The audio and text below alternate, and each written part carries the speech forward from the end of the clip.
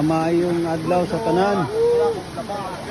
Video for today's nami karon sa Purok Libi. Nami diri nagtinabangay, nagtambayayong. Isa ka problema pa namo nga baha nga ang tubig ni simang na. Wala na mo agi sa tamburong. So naaman ang mga chairman nato diri. Og ni guide po si kapitana uban sa mga opisyal. Mao ni karon amo ni siyang ginatabangan, among ginapala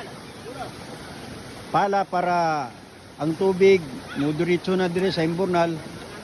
Kay matud pa sa atong chairman nga ibton ni siya para mubuto jud kay ang tubig paingon na diya sa sulod sa imburnal. Kay kung mo request bakho, ang problema po dire sa dala na to tungod sa kabugat siguro sa bakho, maputol ni siya. So isa po ning problema, mayo pay tabangan na lang namo, no? Karon dire sa Purok Libi daghan murag ubay-ubay ang mga tao nga nagtinabangay, nagtinambayayon para lang sa pagsolba aning problema. Kay ang kaluluoy kaayo ang mga taga-baybay. So mao ning hinungdan nga nagbaha, siguro wala pun may kabalo kung unsay mga hinungdan, kay bigla lang ni kusugang tubig. So wala na mo subay dire sa iyang agianan. So maani karon ginakalot na mo ang tamburong aron ang tubig mo agi na dire. So nagtinabangay na ni siya karon. Nahapod si kapitana dito.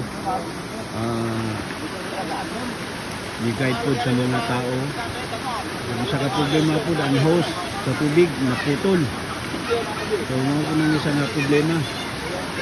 So niya ang sistema sa tubig, mga aigsunan na mo inapunta uban maka lantaw aning video nga nabot sila'y di katabang. So magtinabangay na lang, no? Katulang napurang sa napurang lupon na to dire. So mao ganina ang ginakuha na mo lupon ay matud pa sa atong chairman, tabangan nato ning kalot para ang tubig musibay sa tamburong. Ibton ni siya para mubuto. Mubuto ni siya. Pagbuto sa tubig, musuto yung tubig, so wala na yung problema.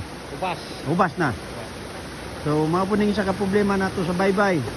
So ang tubig ni simang wala na mo agi dire sa iyang dalan. So katulang unta ang maka lantaw aning video. So pag-rescue mo dire para matabangan nato ang problema sa taga-barangay Dalyaw. No, labi na sa atong mga igsoon dire sa Purok Libi. So daghang salamat. Natunta no, always careful ta, no? Hindi nato masiguroon yang hapon nga mo bigla na pud ni sa ulan. So ito lang, daghang salamat. God bless us all.